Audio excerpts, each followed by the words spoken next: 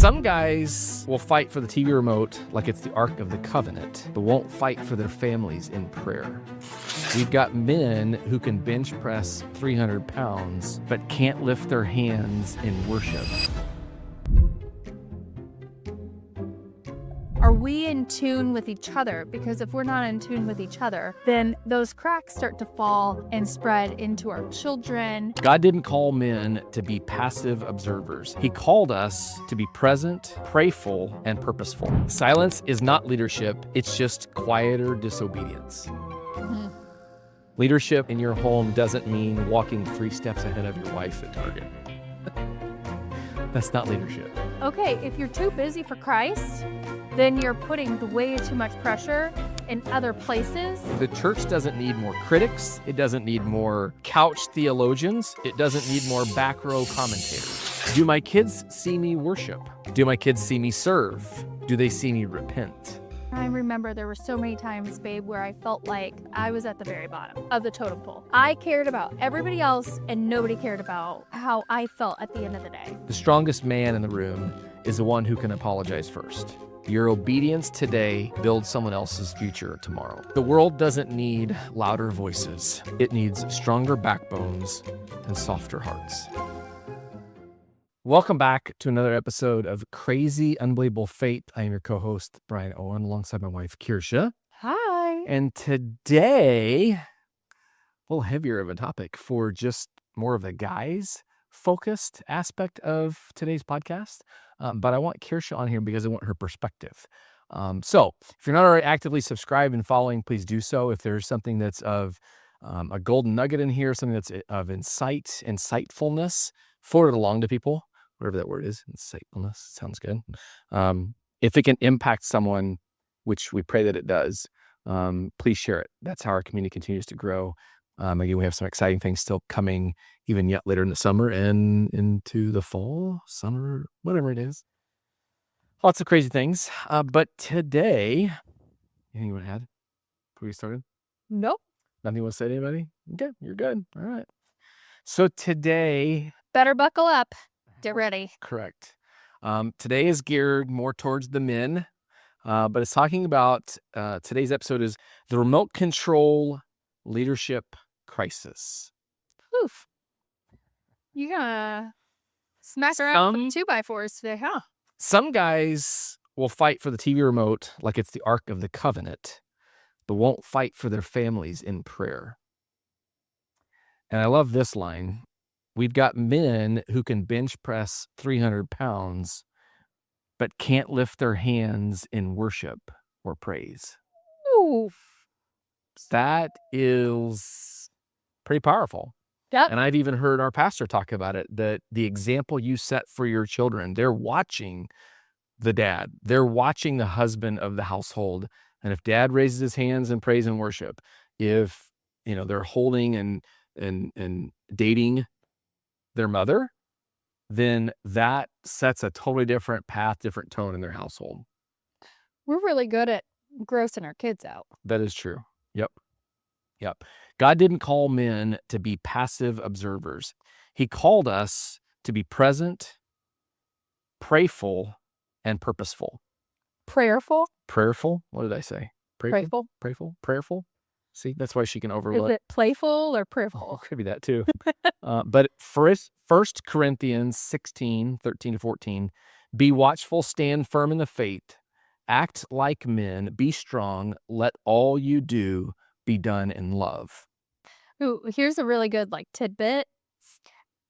Boys don't become men until they put their childish ways away. That's true. Yeah.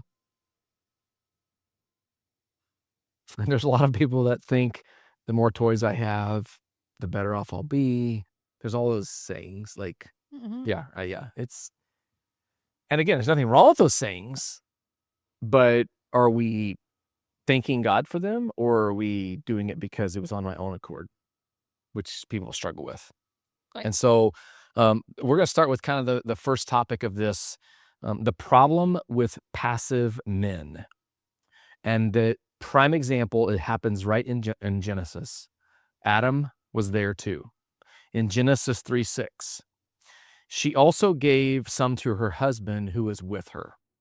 So it's clearly laying out, obviously Adam and Eve were both in the garden. They both sinned, but Adam wasn't absent. He was present, but he was silent in this situation. So being the passive observer on the sidelines. The first recorded sin involved a man not speaking up, and we've been blaming women ever since then. Silence is not leadership. It's just quieter disobedience. Hmm. And I think there are many times people will blame their spouse, or they'll blame shift. It doesn't have to be a spouse. They'll blame shift. The finger pointing just does not end. I love the old Harry Truman saying of the buck stops here. I wish more and more people would adhere to that old saying. What passive looks like in today's society. Attending church, but not engaging.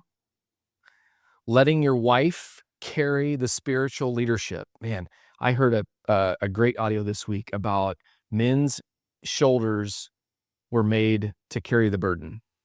Women's shoulders were not. And it was actually Dean and Marcy were talking about that and the medical challenges she had gone through, but how Dean had stepped up and with their 4 girls or 5 girls, whatever they had. It was very powerful hearing that, but just the not complaining, the not jabbing at each other. And I know we playfully will jab at each other, but there is nobody else gets to jab at me. Like, dude, there is it's playful in our mind because we also know my shoulders are broader to carry that load. And we talk about that in our own household. The saying, whatever you want, babe, about everything, just being that passive person, a lot of it tends to be passive aggressive, I think, in a lot of households. Mm-hmm. More emotionally invested in sports than in scripture. Ooh, truth on this one. Passivity is not humility.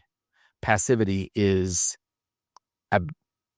Abdication. Abdication? It's kind of a big word. That's a fancy word. You're welcome.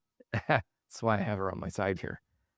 So again, being more emotionally invested in sports than in scripture. I think there's a lot of people that could tell you the highlight reels of every sports team. Not that that's a bad thing to have that ability. Give a highlight to every book of the Bible. Correct. Could they recite a Bible verse?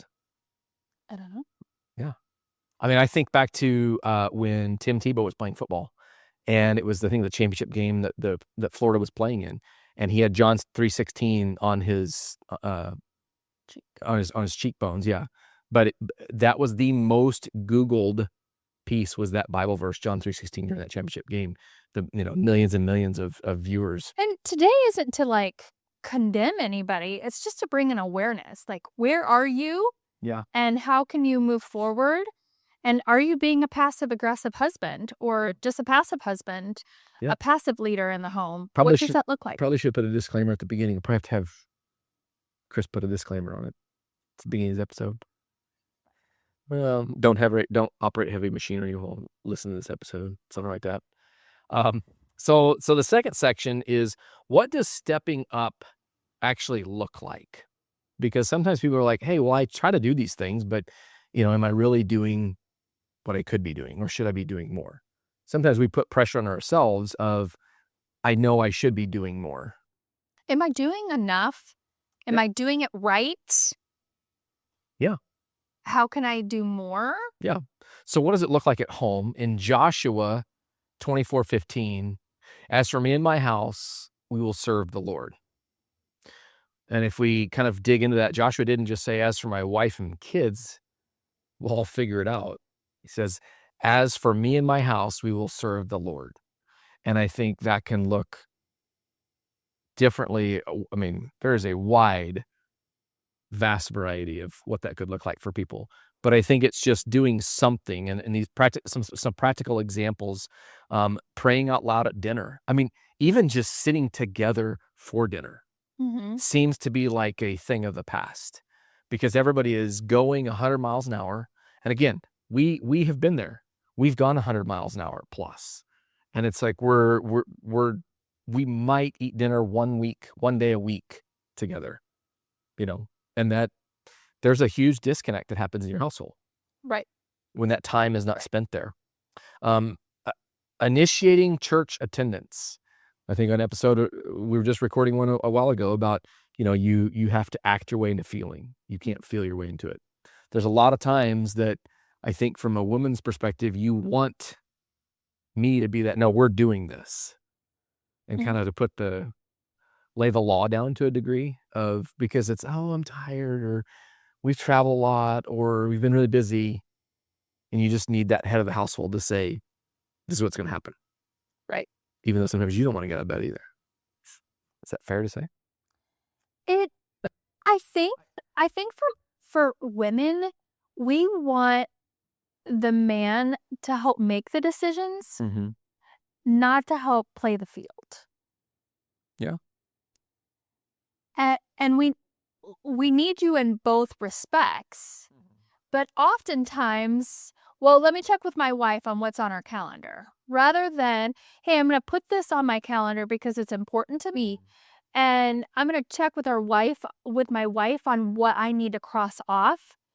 And taking the initiative of like, hey, babe, you like caring for us in so many ways of like, hey, if you need to sleep in, I'll get the kids to soccer. I'll get the kids to whatever event you have going on. Or waking up.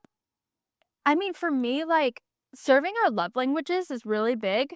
Mm-hmm. And that takes leadership in a household as well. Like not totally to derail where you're going with this, but That's fine. just Go ahead. inserting a little bit.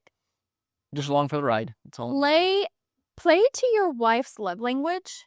Mm-hmm. Because when your wife feels fully loved and fully engaged, and I remember there were so many times, babe, where I felt like I was the final totem pole. I was at the very bottom. Yeah. Of the totem pole. Mm-hmm. I cared about everybody else and nobody cared about how I felt at the end of the day. Yeah. I felt unappreciated. I felt unloved. Mm-hmm. I felt just ran over. I was just everybody's go-to. Yeah. And I didn't have anybody to go to at the end of the day. Yeah. And so making sure that when you're running the household, like, is your wife totally exhausted at the end of the day? If so, you need to be picking some things up within the house. Or you guys need to decide, like, what is on our list that isn't a super massive priority? And being the person to say, I've noticed your emotions are a little out of whack and you're needing more rest. And I think in this season, we need to scale back on these things. Yeah. And allowing yourself to lead the house in that way. Well, I think what you're getting at is it's the communication aspect. Right. That communication is the key in all of this. It's being able to have those conversations. A nugget that was in here is asking your wife, how can I pray for you? And I mean, I haven't done that. I definitely have not gone to Kersha and said, hey, how can I pray for you? I mean, I'm kind of taking my own advice in this episode too. Actually, he has. Well, to some degree. I can count. Maybe not in those exact words, but I'm trying to give our community some things to latch on to. And I'm also thinking it's like being able to, pray over dinner, talk with your wife, communicate about those things, but allowing to make that space to happen. Bedtime isn't just, hey, go to bed, kids. One of the pieces in here is reading a verse with your kids. It doesn't have to be at bedtime. It could be any time during the day. It could be in the morning. But if you can explain zone defense, you can explain John 3:16. Right. That's it's a bold statement, but it's pretty accurate. Well, I think too, like, men tend to kind of step into this realm of, I'm the head of the household. I'm the workmanship of the house, especially if the wife stays home. Yeah. And the disconnect becomes, am I in tune with what my wife's needs are? Or what my husband's needs are? Yeah. Are we in tune with each other? Because if we're not in tune with each other, then those cracks start to fall and spread into our children. Yeah. Our children can feel that disconnect as well. Yeah. And so I just think that it's really important. When we were dating, he could tell when I was mad. My tone changed. Yeah. But now 16 years into our marriage. Is it 16 or 17? 16. 16 years into our marriage, is he really listening to that tone change? Or is he just hearing the words that are coming out of my mouth? Oh, I can hear a tone. And if there's body language that goes along with it, watch out. But if you've got that far, you've gone too far. Correct. You've bypassed Yes. several gates that have been opened that needed to remain locked Those are before you things. get there. Those are things that you have to move through in a relationship. Oh, yeah. And a lot of people are too afraid to really jump into those things. We like to just kind of stay surface level. Kersha, you and I are not surface level people by any means. But it's funny you're talking about, that time with your husband, just, husband and wife together, but being able to communicate and articulate certain things and gaining perspective from each other. How I see something is not how you see it, and vice versa. Right. For sure. But in Ephesians 5:25, it talks about husbands, love your wives just as Christ loved the church and gave himself up for her. So Christ didn't dominate, he sacrificed. And I think there are times, I love this line here. It's like, leadership in your home doesn't mean walking 3 steps ahead of your wife at Target. That's not leadership. Obviously, stepping up, being able to help in that communication realm. And help could be, hey, we need to pull back in some areas. I know we have some friends of ours that have very busy lifestyles, and they've recognized that, and they're pulling out of some things, and it's kudos to them, because it's easy to put something in, it's so hard to take it out. Right. And especially when you've got that in motion. But are you putting the right things first? Well, Even in some of those friendships, the children's sports come first. Yep. Before Christ. Yeah.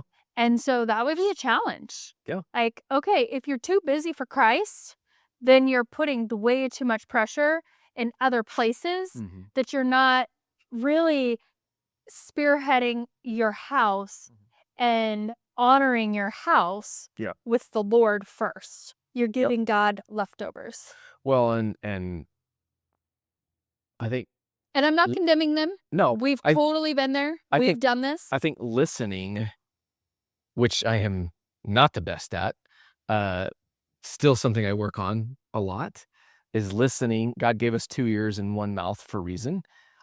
I have to repeat that to myself, because you will say something, and we've built in our relationship, Kersha will still call me, and this just happened last week, I think it was. You called me, right, whatever it was. She's telling me this, I'm in the middle of a call. Oh, it was when the tire blew in the truck, or when it went flat. She's calling me, I'm on a work call. I'm like, I don't even know why I answered the phone, but I did when she called, and she's like, hey, blah, blah, blah, blah, blah. And I hear it. I didn't hear it. And then she comes home, then it was just like, hey, there's this massive error coming. And it's like, then the world goes upside down. But it's stopping and truly listening is a skill set I still need to work on. Well, he heard Listening. Jenny's solvent was bring the vehicle home rather than like, hey, what do you want me to do? I'm losing air in this tire. And then we get home and you can audibly hear the hissing from the tire.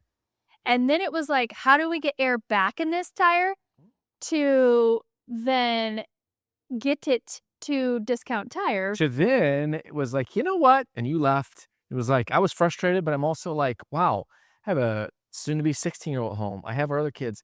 This is going to be a lesson on how to change a tire today. Could I have pushed the blue OnStar button? Yes, I could have. Did I think about it? No, I didn't. But I thought, you know what? Let's figure this thing out. And the kids saw it. And it actually turned out to be, I don't know if I wouldn't say a blessing in disguise, but it was a good experience on the back end of it, because they know what to do now. Even the boys do. And this week, he got a screw in another tire of the same vehicle. It was crazy. Yeah. So, but that one just went through the. So stepping up at home, again, those are just some example. I mean, we could go on, but I want to come to this next one about stepping up in church, because there is a need in the church right now, not just to be passive people. The church doesn't need more critics. It doesn't need more couch theologians. It doesn't need more back row commentators. The church needs today men who serve, men who give, men who show up early, and men who disciple younger men. Hands down. And I think too many are just passively, whether it's at home, whether it's, the demasculinization, that's a really big word, of society. Men are being kind of put to that lower scale because they're not stepping up. They have the broader shoulders. They have the muscles to pull that weight. They're not doing it. And the church needs it. The church needs that example. And it talks about in 1 Timothy 4:12, set an example for the believers in speech, in conduct, in love, in faith, and in purity. So, my question to the men that are listening to this, or the wives that are listening to this, that could somehow subtly, she does it so well, subtly suggest this. It's the art of husband psychology, guys. Exactly. The ninja that she has. Yeah, exactly. Question for men. Do my kids see me worship? Do my kids see me serve? Do they see me repent? Those are pretty good. I like those. If your kids only see you passionate on Saturdays in the fall, they're going to think that ESPN is your religion, or the SEC is your religion, or the Big 12, NCAA March Madness is your... Not that those are bad. Don't misunderstand me. I'm not putting those down specifically. That's like, oh, you can't do this. It's let's have a balance of that. If you can spend multiple hours on a Saturday or Sunday watching games and be fueled up and fired up for that, why can't we be fueled up and fired up for Christ? Is that fair? Fair. Okay. Now, so the courage to be different, how to stand out. Real masculinity in the kingdom is steady, is humble, is courageous, is tender, and is consistent. Micah 6:8. Act justly, love mercy, walk humbly, and walk with God. Culture tells us to dominate, to flex, and to avoid vulnerability. But Jesus says that we need to serve, we need to wash the feet, and we need to die to ourselves. Can you wash my feet today? So sorry. Yes, I could do that. The strongest man in the room is the one who can apologize first. And I think there are countless conversations that we have had. Brian is usually the first. High-level conversations to get our points across from time to time. But it is also... I wouldn't say that they're high level. They're highly sarcastic. Okay. Points across. Okay. That's our love language. That is true. Yeah. Oh, okay. So, and kind of bringing this to a landing here, but we step up at home, we step up at church, we step up in our community. What does that look like? What's the ripple effect of that? When men step up, marriages stabilize, children gain security, churches strengthen, and communities will shift. Psalms 112, verse 1 and 2 says, "Blessed is the man who fears the Lord. His children will be mighty in the land. Your obedience today builds someone else's future tomorrow." And again, I think there are so many unspoken, nonverbal cues that kids pick up on in a household. Oh, yeah. The book, Strong Father, Strong Daughter, and Strong Mother, Yep. Is it Strong Mother, Strong Son? Those are great. Maybe I have to link those in the show notes, but those were really impactful books I remember reading that, for a daughter, their morals, ethics, and values all stem from their father. Their security. Their security comes from it. Their self-efficacy. Yeah. Their identity. Yeah. How they love. Who they look for to love. Yep. How they feel loved. Is all anchored. Their self-worth is anchored in their dad or the father of the household. And today, sometimes it isn't the dad. Maybe it's a stepdad. And it doesn't matter where you fall in that. Just be that example for them, I think. And even it may not feel like, well, that's not my responsibility. You just don't know you don't know who's watching you. It's whoever their primary influence is. Yeah. And if you and your spouse have gotten a divorce and your children are in that middle of that, just know, and I say this with love, and I say this from a child that has walked from a divorced household, the repercussions of the decisions that you have made to get a divorce, to terminate a marriage, allows for a secondary influence, primary influence, to enter into that child's home, whether it be a stepmother or a stepfather.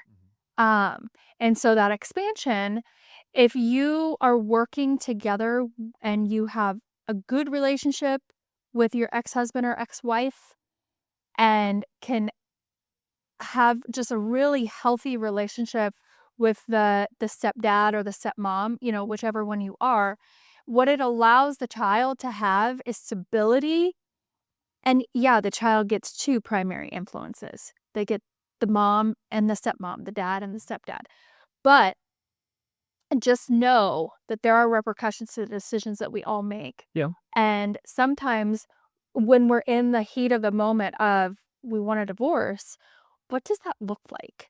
Yeah. What's the ripple effect? What's the ripple effect of that? And that was something that, for me at my wedding, it was the day before we got married.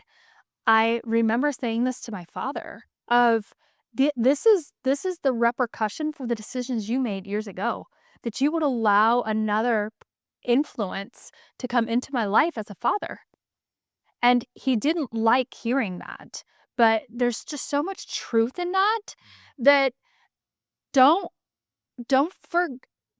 look beyond your current situation and look at how the decisions you're making within that current situation can impact generations to come. Well, and to that point, there are things that, whether it's gone through divorce or not, like there are things only a father can do in a household, and there's things only a mother can do in a household. Right. And if you don't have both, one's going to, there's going to be, the scales are going to tip one way or the other. Mm-hmm. And so finding that balance. And I think for men specifically, as we kind of come to this close, men in James chapter 1, verse 22, be doers of the word and not hearers only. Okay. Guys, we don't need a 12-week leadership certification course. We don't need a Hebrew dictionary to carry around with us. We don't need a seminary degree. Okay. Because there's countless people that pastors that have stepped up into roles. Again, we've talked about this too. They're just as burdened, challenged as all of us are with life. It's not like, oh, I'm a pastor now. Everything is perfect, and I have the streets are paved with gold. That's not the case. They still run into all those challenges. What we all need as men, and we need to step up, is to have courage. We need to have consistency, and we need to have Christ in our life. Be Christ-centered in our life. Be working towards that true north in our life. So pray out loud today. Initiate one spiritual conversation with someone this week. Serve somewhere this month. Those would be kind of my 3 challenges to you. So let me repeat those. The 3 challenges coming out of this is to pray out loud today. Allow your kids to see it. Allow them to hear it. It doesn't Nobody's matter. judging you. Correct. But yourself. Yeah. Initiate one spiritual conversation this week. Could be with a friend. Could be with a colleague. Could be whatever. With your pastor. Could be with pastor. Serve somewhere this month. Man, I sure hope people listen to this one, because churches need the service. They need people I don't care if it's just you're helping park cars or directing traffic, or you're standing at the coffee station or saying hi to somebody. Boiling water. Okay, sure. To make tea. I'll spot the tea. Could do that too. Okay. Hot cocoa. Hello. Guys, the world doesn't need louder voices. It needs stronger backbones and softer hearts. And I think that is probably one of the biggest challenges, is that we have this weak skin and a hardened heart in society. We're quick to judge. We're quick to respond. We won't listen. Again, these are things, challenges we've gone through. And you have some of it we're still working through. Correct. Yeah, we're not immune to any of it by any means, but having that thicker skin and that soft heart goes a long ways. And like I was saying earlier, being able to apologize, forgive, forget. Again, it's easier said than done. I get that. But we as men, we have the broad shoulders to be able to carry that load. And God has positioned us as that head of the household, but it's not in submission. We've talked about that in the past. Right. It's not because of me, you're going to do this. No, we're under one mission is Right. the way we view it in our household. Right. Anything else in closing from you? Nope. So men, I'm going to link in the show notes to this, just some devotional things to encourage you. I'll link those 2 books as well. Strong Father, Strong Daughter, and Strong Mother, Strong Son. I think those are the 2. Meg Meeker, I think, is the author. But we'll link those in the show notes. But there will be a 5-day devotional piece, just some simple things to pray on this week. Do it out loud, do it in your car, invite your kids, whatever it looks like. Invite a buddy. Again, kind of those challenge pieces to you. So until next time, thank you for tuning in to another episode of Crazy Unbelievable Faith. Have a great day.